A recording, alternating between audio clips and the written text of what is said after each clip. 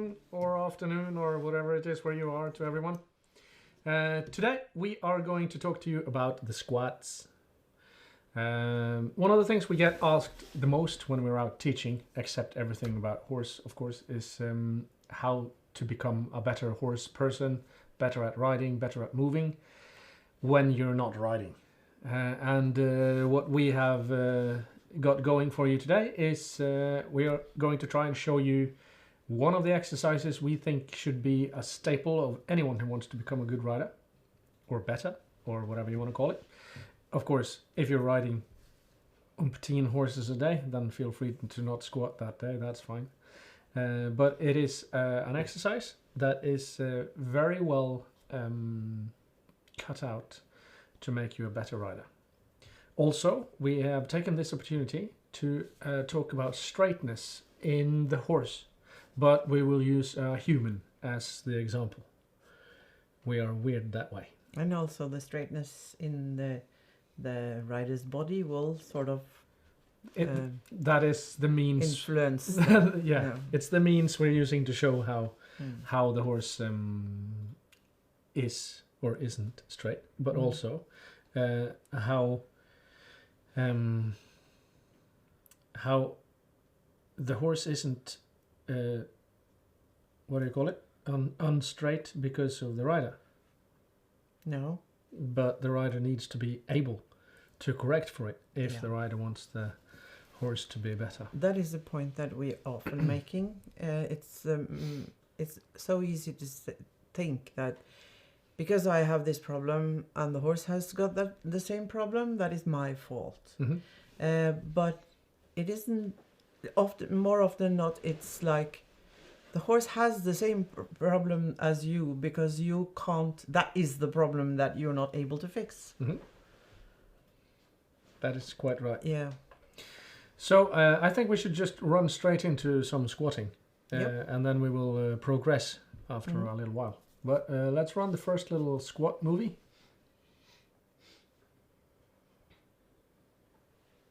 So this is the exercise I use.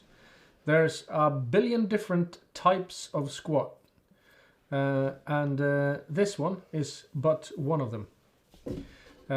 What I've done here is I'm lifting just some weight, it doesn't matter really how much it is, and I've put a belt on to help me remind myself that I need to keep my midsection as stable as possible.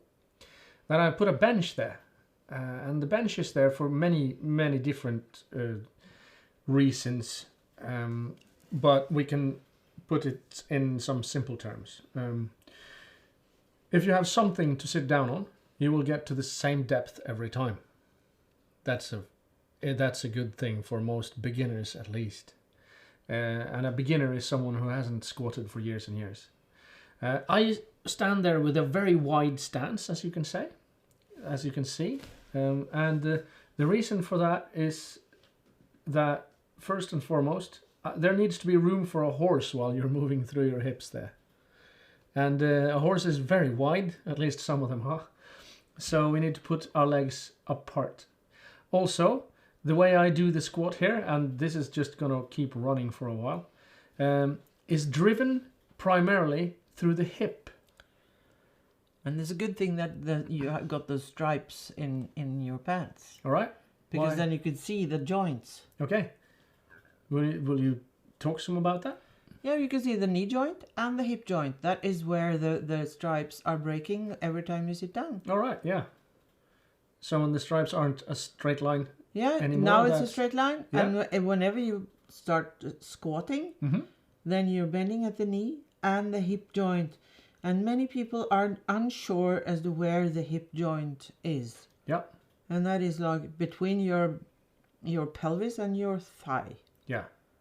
That and many people when they're squatting, they're thinking that they're going to bend their knees, but they're not aware that you have to bend your hip joint.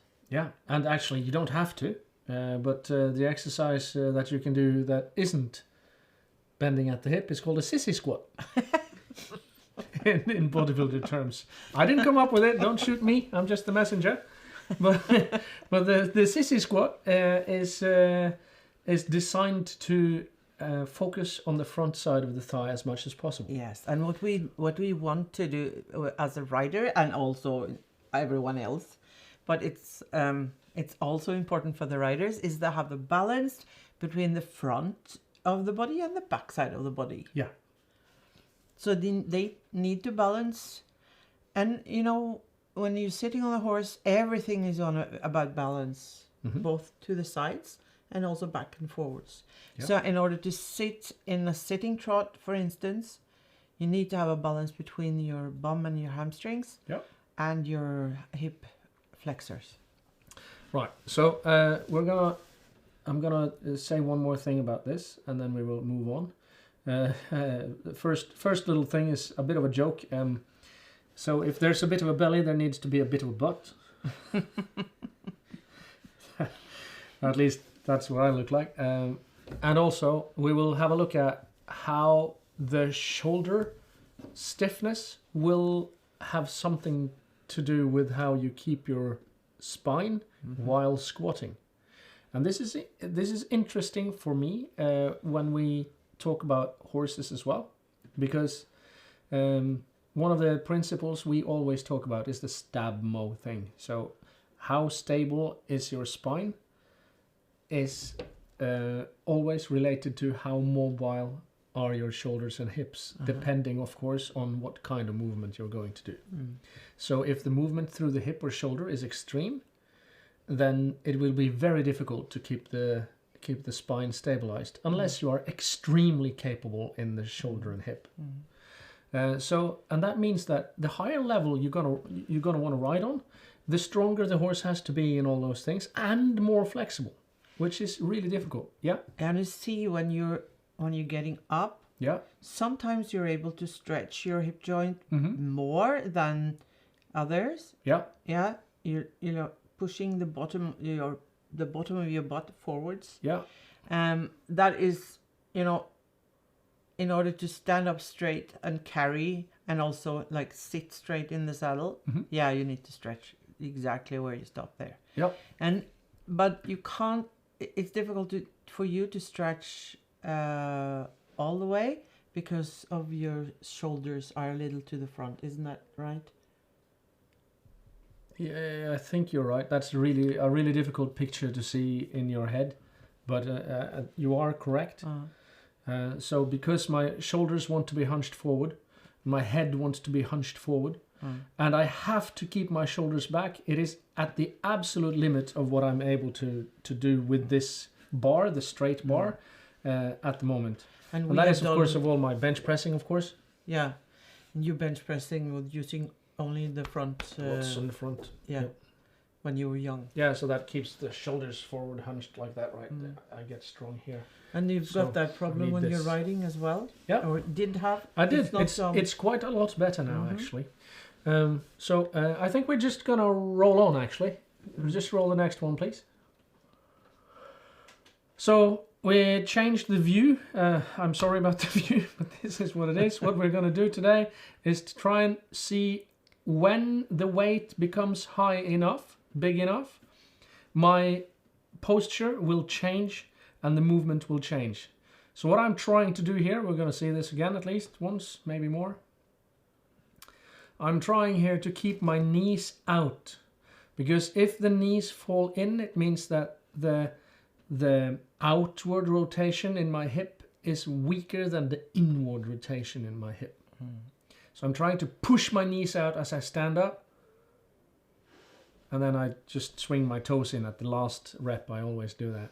And we need to say this that all the time, because many people will say, Pelle is so strong. You know, it's not relevant for me, or like I can't lift weights like that. Oh, but you need to have weights that are really heavy because you're strong, and you need to be strong because of your jousting and all that stuff. Yeah, because I want to. Yeah, but it's relevant for everyone. That is what we have seen. This we have this dream about me and my troubles when I'm riding, and that is because I'm not strong enough in my midsection. So what we're going to see here is what is necessary for you to lose that stability that I am losing Yep. just by being myself and not carrying anything. Yep. So we're gonna roll the next video now, and we will have a look at a different angle and a different idea. So the thing here is that when I try to keep my shoulders back, my back wants to be more sway. We'll see it again. So I just roll that. Oh, could you roll the last one instead? The 16, please. There you go. Just keep that rolling. So you see, I want to sway my back and stick my butt out and my belly out as well, instead of getting my shoulders properly back. It's kind of hard to see, but you can get the idea. So when I try to keep my shoulders back, my belly wants to stick out and my butt wants to stick out. So this is the stab mo thing. That's one of the stab mo Yes. things that is. It's difficult to understand when you're squatting that the shoulder mobility should be of any concern at all. And It's then like- when you're riding as well. Yes, Shoulders back, that is important. it is very important when you ride, and also it is important that if the horse is stiff in and around the shoulders through the thoracic spine and the shoulders, he can't get his butt underneath him properly. So This then- is what that's one of the reasons we're trying to show this. So that happens to me, even though I have a fair control of my squats, as we will see. We will see that I know how to squat. And do also the we've same been thing doing over and that over. in untangling Yeah, yeah. technique in your neck. Yeah. And then you have become much better. You even took a new personal record, or when you just after we had untangled some muscles in your neck. I've done that with the bench press several times, twice or thrice, twice I think. And then when we have worked over more time, I one of the lifts here actually is going to be my best lift with this bar at this bench. Yeah. So at that And particular height. after you were able to lift your head up and relax in your underneck. I have not been able to get my arms far enough back to get them on that bar without breaking it in the midsection Yeah. for, I'd say, years. Yeah. And cool. so this is the first session where I was actually able. And I wanted to try then and show it to you guys so you can see how this all relates. Let's roll the next video, please. Right, we're still just kind of warming up. And what is the benefit of the bench? Okay, the benefit of the bench is that, contrary to what you would kind of think, is that it's actually harder. So it's not harder than doing a squat all the way down. So if I do what they call an ass to the grass squat, that is harder because it is a lot longer to lift. So I wouldn't be able to lift as much weight down to the ground. But if you're going to do a squat that is this deep, it's harder when you sit on the bench because you sit down and then you stop. relax some of the muscles and then you have to start again. So you take away the stretch reflex. Yeah, right. Which means that you have to be much more conscious about what you're doing. Yeah. And that means that it is a very good way to train it, especially if your body isn't like a super athlete already. If you're extremely athletic, then do all sorts of squats. It's fine. Just keep, and you don't have to have me tell you stuff. And if you want me to help you anyway, then one-on-one is probably better. So the idea here is that I turn off my butt, my hamstrings, while I try and keep my core engaged, and that's really difficult. So I don't manage all the time. So when you can probably see that I don't do that perfectly. So it's like transitions when you're riding. You have to concentrate in the transition when you're rising up again. You have to like stabilize in your core, and then you lift. Yeah. And also you train the transition from off to on in the musculature. So one of the things you do here is you train the ability your brain has to reach as many muscle fibers as possible at the same time. And for me that is important because I'm not 22 anymore. So I have to do all sorts of advanced techniques in order to keep progressing. But that also means that no matter the level you're at, if you utilize these techniques, you'll progress faster. Yeah. So we're here always. This is still just using the buttocks, the hamstrings, and staying stable as good as possible. Yeah, and not the sissy squat. No. I don't do sissy squats at all. Go away. We need to talk about this because many people of many of the viewers, many of the viewers will perhaps not be acquainted with the right technique in the squat. Yeah. So first, I have this hang up on this. The right technique. You can do 1,000 different squats with good technique. So you can do a squat with your knees only, the sissy squat. It is designed to overload the front side of the thighs. Bodybuilders want that, and some people want that for other jobs as well. It's great to have great strong quads, but most of us have stronger quads than we have buttocks and hamstrings. Yes. So this squat that I show you here is designed specifically to target butt, hips, and hamstrings. And we see that when we are instructing riders, that most of the riders are too dominant in their front of their thighs. That is the quadriceps. Yeah. And too weak on their hamstring side. So this technique will be very good for most riders. Yeah. I'll answer a question that might be out there, even though there's no question. Why don't we do show you a deadlift or a stiff-legged deadlift or an exercise that even more focuses on the hamstrings and maybe even the buttocks? And the reason for that is that those exercises have a very, very high load on your recovery abilities, among other things, because you have to grip it. And carrying stuff in your hands makes it a really hard effort to recover from. One of the reasons for that is that, of course, then everything hangs in your neck. Yes. Right. So there's a huge load to recover from that, especially when you're training heavy, and heavy is not 100% related to the person, but quite a lot related to the person. And also, we have to talk about strength. It's not about being able to pull at the horse's mouth. No. Because many people are so afraid of training strength because you don't want to be strong in your riding, because people think that strong means that you're pulling, and you shouldn't pull at all. The stronger you are in your body and your seat and you're balanced and sitting in a straight and like even-sided balanced way, you don't have to pull. No. Or you're pulling less. The more balanced you are, the more naturally you will not pull. Yeah. So that is another reason why you want to train a squat like that. And also when you're squatting with your hands like here, you're not training pulling at all. No.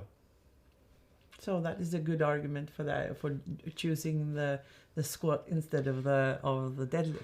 Absolutely. Not that. Well, most of us will also have a good effects of training our backs even more, which this. It was just a chance for me to talk about for the deadlift. This is not about pulling. No, it isn't. All right, I think we're just going to roll on with some more of the videos. So the point now becomes, when does my technique break down? That's what we're looking for now. Yeah. And you'll see the weight will grow bigger and bigger. I don't think it'll break down yet. Looks pretty solid still. I don't think there's any change from the previous sets. The angles are the same on both sides. Yeah. And that is so important also for training your feeling of your body. You know, when earlier I was not able to feel if I was sitting on too much to the side. Mm-hmm. When the horse put me on the side, I couldn't feel it because my body was so wobbly. Yeah. So when you're training like this, you're becoming more aware of where your body is. The first years that I trained the squat, I always had a mirror. Yeah. And of course I did use it to admire myself, but that's not the real point of it. The real point of the mirror is that you can actually look at how you move in the mirror.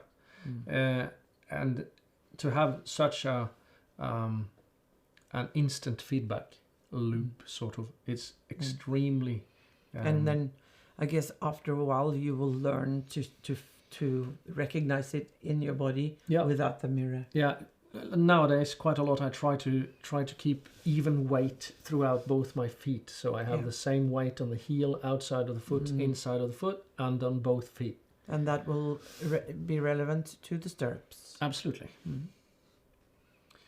So we see here that one of the points here is that if you're new to this, to squatting, then every squat will look different. So, and this is an important point. When I squat here, you can see differences, but you have to look, and you have to know what to look for. Often when you're beginning, you will see that the bar is like a little like this. Yeah. I did that a lot when I was training with the bar. Yeah, so it's slanted a bit. And the higher the weight is, the less you can do that. Yeah. And it's also so that when the bar gets heavy enough, you can't. No. You can't keep one side higher than the other. So it's teaching your nervous system to balance because it's so challenging that you can't do it wrong. Yeah. And some of the sort of what do you call them? Levels you get to is, for instance, when you squat your own body weight. So you keep your own body weight on the bar. Then everything changes, because the bar is now as heavy as you are and has as much influence on the movement as you do. That is an important point to get to.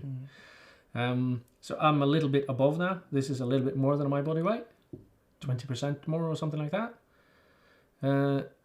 But my bar path doesn't change because of that. Shall we see the next one then? Yeah, we can do that. Yeah, let's roll. So just putting on some more weight. I don't know how much it is. I don't know what that was. Bit of a funny dance there. Stretching something. Yeah, just testing my back. I'm trying now to keep my shoulders back and down, collected. You see the bar is a little bit slanted to the right, but I corrected it as I started moving. Now we can see something interesting when you're walking back and forth, because you're starting to wiggle from side to side. Yeah. And that is the same with the horses as well when they carry a rider. If they're not strong enough in their back and the hindquarters, they will sort of get this from side to side movement. We can see this now. This is slow-mo, so it looks a little bit different now.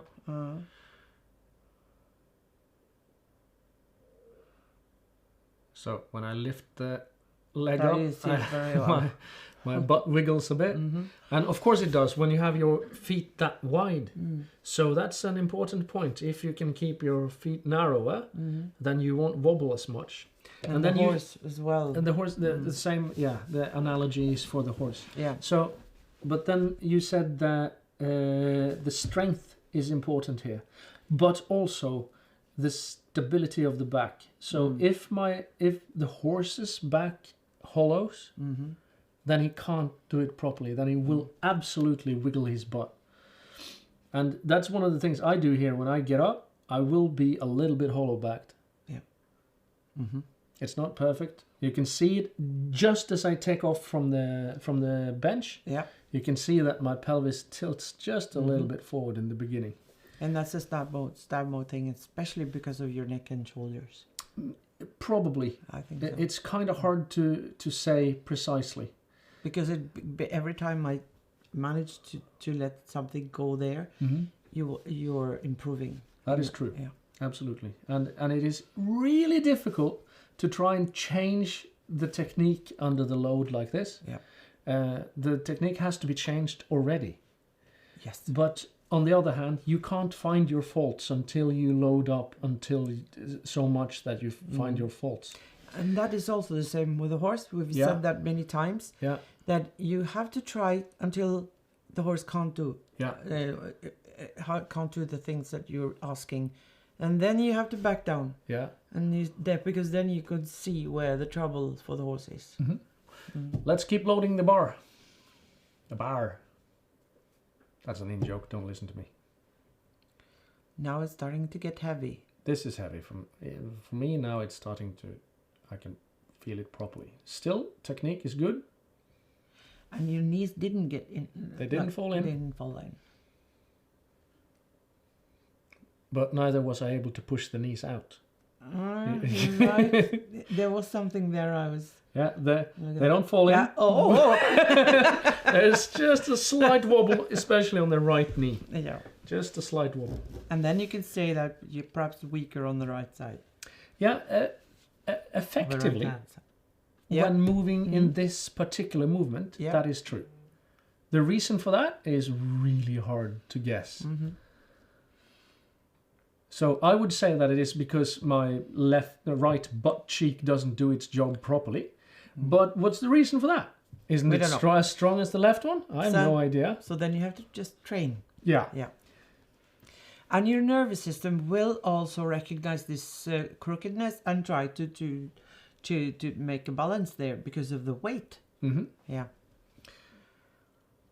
So, but this is important. So now we have seen that throughout all these weights up to this one, this is 160 kilos, I think. Up until this weight, the technique is impeccable. Now you can just about see that we're getting close to the limit. So that means that in all those different loads from 0 and up to this level, my body does not change the way it moves. Does that mean that I'm straight though? We have just implied that it doesn't. But how does that... But I didn't change. Am I not the same strength in both sides? So it's the same with the horse when it's starting to do the piaffe. You can see because that is heavier for the horse, and then you can see that the horse is not straight. But it was quite straight when you were like trotting on straight down the side of the arena. Yeah. Interesting. Let's keep rolling. I want to see some more lifting. Oh, that's a lot of... It's real heavy now. This is 180, I think. You can see that you're a little more wobbly. And I move my legs just a little bit before I lift. I always do that when it gets really heavy. That's because I don't really dare to just sit there and push it. And that's another piece of this training that I find to be beneficial. It pushes me to dare. And now you can see when I walk forward, I have to keep my butt squeezed. Yes. Or I will fall apart. And that is stabilizing too. Yeah, I can't not do it when the weight is this high. It'll hurt my back if I relax my buttocks. And that is really important. And you can see here why it's important for the horse to put his hindquarters underneath him and his knees forwards to carry the rider. Yeah. And you can see that when I squeeze my butt like that, when I walk forward again after the lift, you can see that I have to squeeze my butt, and you can see that my knees go out. See that? The thighs are kind of rolled out a little bit, and that is because there's so much power turned on from the buttocks. So you need to be a little bandy-legged. A little bit. Yeah, and that is the sort of the rotation in the hip joint. Yeah. Okay. We're gonna look at one more thing in the back. If you see beside the right shoulder blade,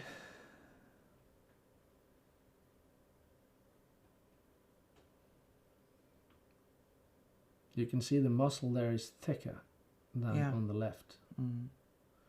And that isn't because it's thicker. it is because I have to fold that shoulder back and I can't open properly in front. So then I have to pull the shoulder blade further back for the back to stay straight-ish. Because your muscles here are tighter than the other. Compensate for it by way of moving that shoulder working more on back. it, And you but can see that one of the muscles on the back then looks stronger. Yeah. But it isn't. No, it's struggling more. Yes. And I have to pack it into a stupid position to make the movement at all. So very often it's very helpful to loosen up in stiff muscles, and then you become stronger because you're getting more balanced, and then you don't have to struggle like that. So there is more potential in the body than we are at any one time able to just access from our free will. Practice will help a lot with that. That's quite often because the reason practice helps. Practice, in my definition, as we have talked about before, is anything that doesn't really change the muscular, the what do you call it? Changes the movement, the precision in the movement and stuff like that, but not the muscular strength. Yeah, not the muscular strength, not the binding tissues. Fascia. The fascia, not the what do you call them? The ligaments and the tendons. and the respiratory system or the energy delivery systems in the musculature. Practice doesn't necessarily, or at least doesn't aim at changing those things. Practice aims at changing this noggin here so it can control the body better. And quite often, practice will, if you apply your brain well enough, it will help you get out of all those wrong things that your body tends to do. When you watch this squat session, do you have any questions? You promised you would ask stuff. Yeah, I've done that already. But one question is, I guess many people will wonder why you're using that belt. Oh yeah. Can you explain more about that? Yes. The lifting belt, you see the GASP belt I'm wearing. It's a thick belt. And the reason I wear it is to keep my belly in. Now, it is actually so that I can push against it, which is kind of a weird thing. Quite often when you think that, I'm going to tighten my belly, you kind of suck your belly in. That won't make you stable at all. You have to push against something. It is as if this is a good example, as if you cough, or if you have to, I'm sorry to say this, if you really have to go to the bathroom, it's the same sort of muscles that have to do that balancing thing. And most of them are like on the side. So when I put my thumbs deep in here, and then I push, I tighten my abs, and I push that out. Yeah. Breathing into a steel container. So then now I have to breathe into a steel container, and everything is a little bit hard, but that's because now I'm keeping my core stable enough to lift hundreds of kilos, and that's not the point. But sometimes you're using a belt like that on riders as well when they ride. Yes, and that is because most riders have no clue about how to stabilize their midsection. Yeah, like I showed. Yeah. You too, I suppose. I don't know. But at least that's the thing. So get a belt. And you can buy those in... A cheap one from some sort of a sports store will do just fine. Or use a wide belt you've got yourself. Use a stirrup leather for that matter. The wider belts are of course more comfortable and maybe even a little bit more efficient. But any is better than none. So pull it on, and so that you have to really kind of you have to push against it for it to not feel like you get squished by the belt. And then you will feel that you can't do that all the time. You're unable to do that all the time, or some of the time, or it'll oscillate a lot. So you sometimes and then you forget it, and so that will help you, remind you to keep your abs on when riding. I use that quite a lot in teaching. Yeah, and then this belt is actually reminding your nervous system, the motoric nervous system, to do it all the time. Yep. because the conscious brain is working with all kinds of other stuff all the time, and half halts and talking to the teacher and everything. But the belt will sort of be a feedback to your nervous system to stabilize all the time. Yeah, absolutely. So nothing else you want to? Now, isn't there? There are more squats, but is there nothing you want to talk about? Yeah, a lot. But I want to see when you're unstable. You want to see me fail? All right. No. Let's see the heavy one. Yeah, I think there are lots of things to talk about and ask. What's the last one? I think it's the last squat one, yes. No. Oh yeah. So perhaps the one that we saw was. Oh, we have this one. It's this one. Yeah. I just can't count the slabs. Right. The weight. Yeah. On the thing. Yeah. That's a lot of weight. How much is it? It's 190 kilos. So this is, if I manage this, is the heaviest lift I've done to this depth with that bar. Yeah. And I was really happy with that. Managed. But now you can see that you got to be unstable. You as well. Yes. I do this. I get as unstable as this with I guess without any bar at all. Yes. Or at least with just the bar. Yeah. So you have to tell us now. What can you see? What happens? I can see that the whole thing is a little unstable all the time, but then your knees fall in, and when you're walking forwards, everything is like wobbly, and your butt goes from side to side, and this is exactly what you see when the horse is. Many people think that the horses should actually like wiggle from side to side because that's normal. That is what you see all the time. Wiggle. Yeah. But that is not an athletic and strong way to move. Yep.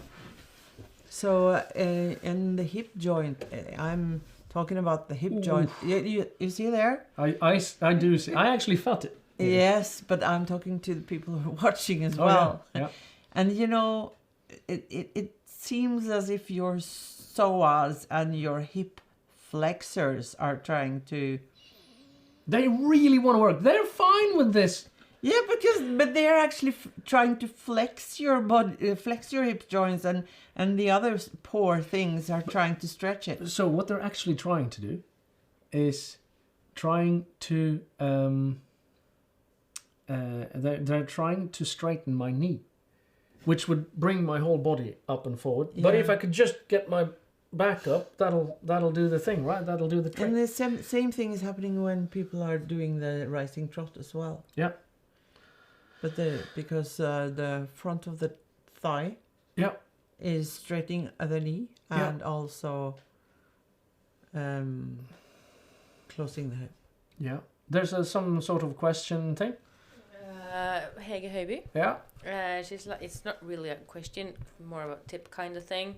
But a tight vest, which can do the same work as the belt can, for her at least. Yeah, it can do a little bit of it, like she says, a little bit of it. That is true. But you will need something that is able to hold when you really push. Yeah, and it has to be in the right position. Then it needs to be a corset, something that is really tight across your belly. Yep. I couldn't really. A vest would explode. Yes. Yeah. I have a riding corset, and it's really nice because it really feels you get more stable by riding in it. Is it because of the corset, or is it because of the reaction your body has to the corset? It's because of the reaction of my body. Right. Cool. Let's go back to that big squat again. I like to call it the big squat because it's the biggest I've done, so I'm happy with that. Because there's so many things that we can see in this. Right, so I try to pack my shoulder blades together, and I try to get my arms in a position where I can actually lift with it. And then you can see that when I lift it up, you will see that I had to call your attention to this, but if you watch the buttocks, you can see that they're kind of shaking. Yeah. See? Yeah. And even when I'm standing there, they're kind of... Mm-hmm. And down is good. okay. And then I... Yeah. Oh, that's not nice. Your right knee should get out. And then is what we have been talking in many of the streams. Been talking about the psoas muscles, Mm-hmm. and those are the ones that go from your lower back spine Mm-hmm.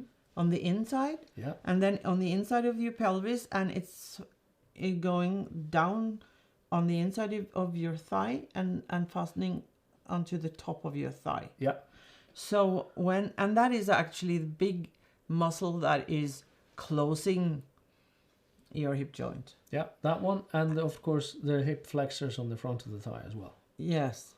And those two muscle groups are actually getting in your way here. Yep. Let me try and explain this in the way it feels when I'm squatting. Yeah. I think this is what actually happens. So, I've been squatting for 100 years and biking a lot, and the front side of my thigh is still stronger than the back and my butt. So what happens here is when I try to stand up, the strength of the front side of the thigh is so much, so that tries to straighten the knee so I can stand up. Uh-huh. But the strength of them is so high that it tilts the pelvis forward. Uh-huh. They're not in my way, they're trying to do the job, but my buttocks your aren't strong enough to push through Your there. hamstring weak. Yes. Yeah. And this is an important point. It's never that you're too strong somewhere, it's that you're too weak somewhere else, right? Who wants to be weaker anyway? And when we're, I don't think that we actually have had a session when we're talking about posting to the trot. No? But that is very relevant to squatting. Mm-hmm. And most people when they rise in the posting They do a trot, sissy squat. they do a sissy squat. Yeah. And then they lose balance. And then it's difficult for the horse to balance when they're doing the posting trot. So let's see that one again. And I want you to pay attention to another thing now. So if you watch the belt or my lower back, just when I start to stand up again, you will see that it falls forward. It drops forward. And that is what happens to most people when they come to the top of their posting trot. They drop forward at the pelvis. Maybe even before they get anywhere near the top. When they take off, they sort of drop that way. And then you come back in the same way and you land on the saddle that way. Mm-hmm. So your butt lands far back in the saddle and there's no way you can hold that. So you see... Yeah, you see it really drops? Very obvious. Yes. Yeah. So if we can watch the last without the weight, when you see Pelle from the side. Oh, next one then. That one. When you're getting up here, you can see that you actually are able to straighten your pelvis when you get up and straighten the hip joint. And this is what you have to do when you're doing the rising trot as well. Yeah. I often say to people that you have to get your butt over the pommel of the saddle. Mm-hmm. Then you will become more balanced when you're doing the rising trot. And that is also very helpful for the rest of the riding, also the sitting trot and the canter as well. Yep. Because you get balance, as I said, the balance between the front of the leg and the back of the leg is going to be much better. Yep. All right. This has been a whole lot of squatting. Yeah. And we saw now in the last little, not the last one, but the heavy squat, you can see that my technique goes away. And it drops out quite radically, and especially the right leg seems to not be able to do its job anymore. And this is quite typical for horses as well. Actually, the same leg, the right hind leg, tends to sort of wink out of existence when it gets really hard, when the goings get tough, or what do you want to call it. So this is a point that I always try to show people. Everybody talks about that they, or most riders and teachers talk about it at least, that they want to make their horses straight. And straightness is really important. And it is an aim that we have. It's like an ideal up there somewhere that we want to have straight horses. And what does that mean and all that jazz? There's so much in the straightness. So what I find generally is that people say that my horse is better at this way than that way. And then when I keep prodding a bit, it shows that actually the horse is better this way at some things and that way at some other things. That's not consistent. And then we find out that actually those things that it's better at one way is because of the added strength that way. And when it's worse at some things the same way, maybe it is because there's less flexibility the same way. And that is one of the things you have to always keep in mind. But the point here is that what I'm trying to get at is that in the Spanish riding school in Vienna, they say that it happens sometimes that we manage to make a horse straight and so it turns to the other side. Because everything's dynamic. You don't have a straight horse. You just don't. It does not happen. And if the Spanish riding school at its best happens to manage sometimes, some very few times, then maybe we should just think about this in a different way. And the way I want to think about it is this. Let us say that if you want to do a pirouette to the left at the walk, then you can or a pirouette at the walk, then you can just about manage to the right, on the right hind. But with the left, you can't really because of, let's say, flexibility is the issue here. So that means that somewhere between those two, you need this much flexibility to do it. And this is also sufficient strength to do the exercise.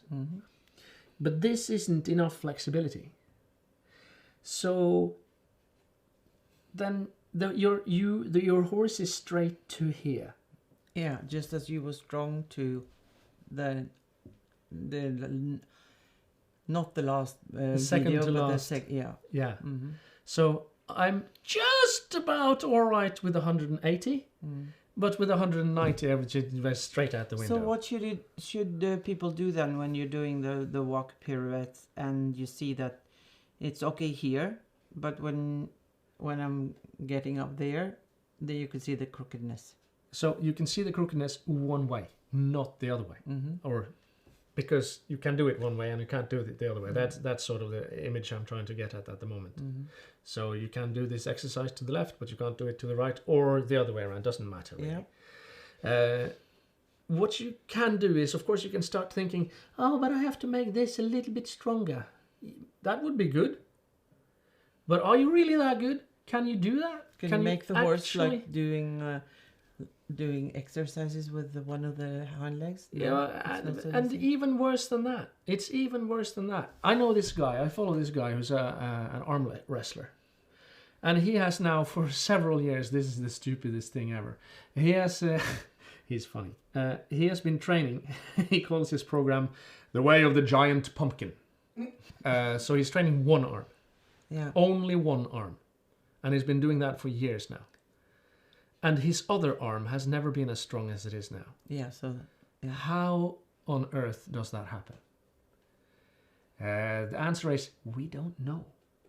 But what we do know is that both arms got stronger.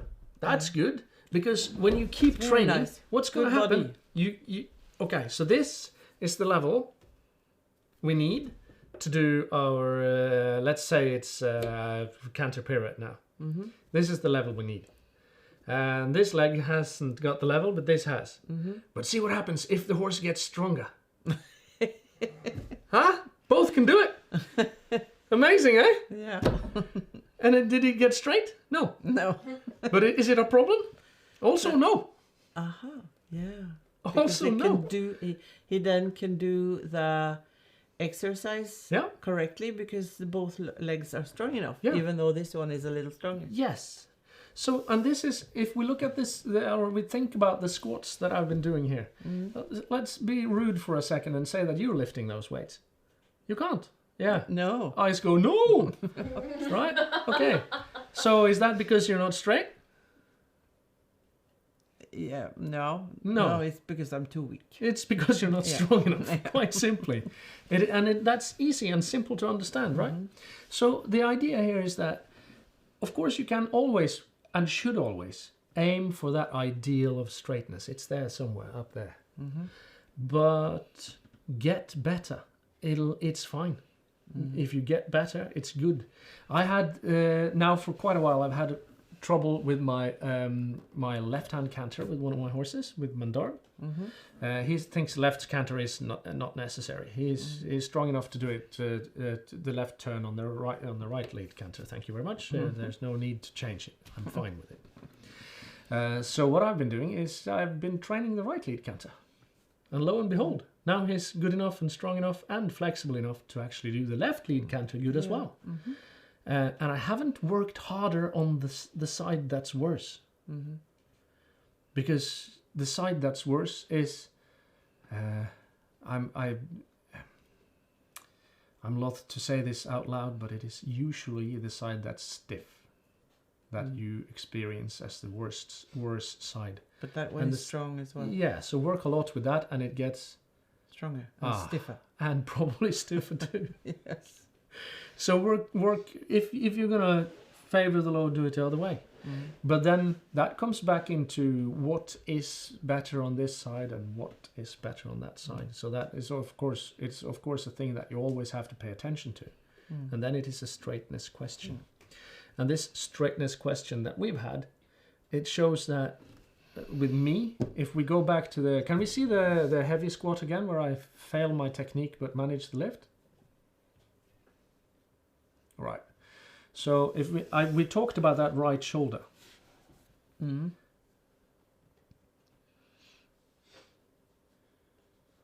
I'm trying to pack it in as good as I can, as well as I'm able to. Really trying to get that right. You see the muscle is bulging up there. You can see the on arm the right is different side. as well. Arms are different as well, yeah. And the right knee falls in. It's late to the party here. And it has fallen a bit forward as well, I believe. So what I actually believe now, and I have never believed this before, but I think that right shoulder keeps the right leg back. Yep. And it's the same with the horse. Most likely. But then if that happens... Also diagonally, though. Yeah, but it's also like this. If it happens over a long time, then the musculature in the leg will also change. Yep. So if you can't use that leg as hard because your neck doesn't allow it, then the leg will then not become as strong. And then you have a double trouble. You have to get it stronger and you have to get that stiffness out of the way. Take away the tension in the neck of the horse and also make the horse, let the horse train the ability to position, the two first neck vertebrae or joints. Yeah. So that it can do this to both sides. Then everything will be easier for the horse in the shoulders and in the hindquarters. Yeah. We're going to go back to one thing that we talked about a little bit earlier. How you said that when you squat, all your squats look different. Yeah. Sort of that, or the idea is that, right? Squatting all over the place. Yeah. Very unstable. So, yeah, and adding weight makes them more unstable. Yeah, of course. Yeah. So when we see this, we see that not until we get to the second to last, you can actually see any difference at all. In that one, you can see that it starts becoming difficult and I have to really concentrate. But that's within 5% of my maximum squat. So my squat looks the same from no weight at all until 5% away from my absolute max. Yeah. And then it starts to deteriorate. So that is also one of the things that happen when you keep practicing and training your horse. Everything will look more and more similar. Yes. And that also means it becomes straighter and straighter. Yes, and this is the reason why you always get horses that are more straight especially in the hind legs, and then obviously that is sort of influencing the rest of the horse. Yeah. And also you have you're very good at getting the horse to collect and like bending his stifles and bending his hind legs, just by sitting on the horse. Yep. That is the stability that does that. Yes, It's very strange. you're just sitting up on the horse, and then the horse just, and if he's not used to that, he gets stressed out because he feels that he needs to stabilize and he needs to become straight in his hind legs, because your body is demanding that just by being strong and straight. So that is the reason why it's a very good thing to train squatting like that. Also, especially for us who are weak and a little wobbly. Yeah. So if you want to train your squats, there is no end to how much you can complicate it. True. Yeah. But you can also make it pretty simple. Use a chair, maybe a slightly low one. It doesn't have to be a low one in the beginning. Maybe start with a high chair, and then just do a few squats, and then do a few more at lunch, and then you do a few more in the evening. And then the next day you do a few squats, and then maybe the day after you do morning, lunch, and evening again, and just keep doing some squats. Add them up. It will add up, and the first 10,000 squats are useless. No, they're not. But the point of them is just to do them. You have no idea what you're doing until you've done a whole bunch of them. Wouldn't you say, Ida? Yeah. Yeah. No idea until like, yeah, same with me. my butt doesn't work anymore. No, it never has. Oh. Suddenly one day you feel that something has changed. All of a sudden you've got a butt, or I can squeeze my abs, or I could feel a difference in my posting trot after Yeah. squatting. there you go. The squats make your body understand things that it normally doesn't really understand. But lifting with weights taxes the nervous system pretty hard. So have a care. Use a broomstick. That's fine. Like squat first with your hands here. Yeah. That's much easier. Or if you have to, squat with your hands out in front of you to help counterbalance your body. That's fine too. And then if you get really good at that, then you can try with like a broomstick behind your neck and see that if you stick your rib cage out or sway your back or your butt goes away or something like that, that's likely to happen if you're not already an avid squatter, obviously. So do that first, and then the point with keeping a broomstick on your shoulders isn't the weight of the broomstick, obviously. The point is, if you got your hands back there with your shoulders, the point is that something's going to happen in the spine. So you load up the spine more, and that is a different input. There's a question. Oh. So, Heels on the ground. What if I can't? Yeah. All right. Good question. Brilliant question. I have had that problem for many years. I've made it really easy for everyone. Sit on a chair. Yeah. Now, if you're sitting on a high chair, you can reach the ground with your heels. Yeah, but you can. Then it's important to keep the backside of your knees close to the chair. That's good. And then you sit down slowly. And if you feel that now I'm going to fall down and just bump down on the chair, you're allowed to lean forwards, like really lean forwards with your hands and your upper body, and you close your hip joints, and practice. Do it many times, and you must not push your knees forwards when you're sitting down. just your bum backwards. Mm-hmm. And then I have practiced for a lot of time sitting in this paleo chair with with your knees and or your heels at the floor, just as I showed you. Not the last stream, but the one before. Then we had some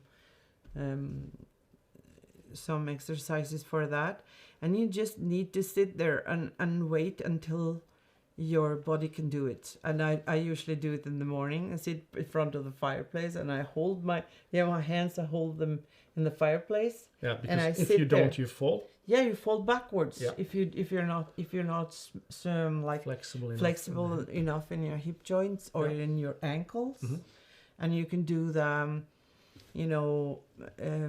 trying to stretch out and or massage your leg muscles, both the front of your thigh and the back of your lower leg, and also when you're trying to sit in the paleo chair, it's easy to feel where you're stiff.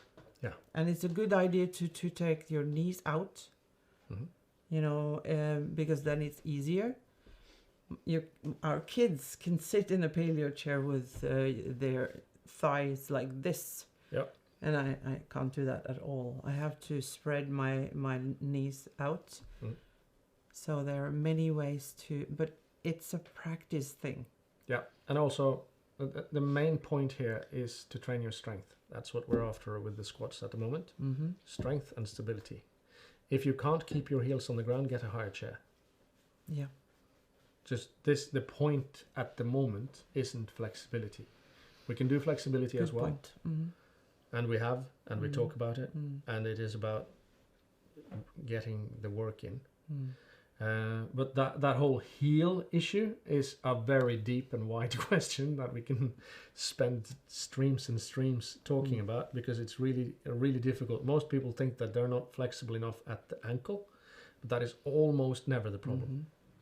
So if you can we go back to the first from the side shot with the bar? So study this. Do this. Mm-hmm. It's not perfect, but it's plenty good for what you need to do. Backwards You see, with your how bum. much forward does the knee move? Nothing. It's as near nothing as makes no difference. The knees come out. The feet point out as well. If you are really flexible, you can keep your feet more straight forward, but still with the wide stance. Yes? I have a question. Yeah, cool. I do some exercises at home, just my own weight Yeah. exercises. But for example, in a squat, would for example a backpack with some water cans or something, Mm-hmm. would it be beneficial for me, or would it just be? That's cool. Yeah. Use that. Anything that will. Okay, let me take a little bit of a wider idea on that. Mm-hmm. So, should I use, for instance, a backpack? We're assuming that lots of people don't have a training room set up at home. One of the things I do have in my training room is different bars that I can lift with.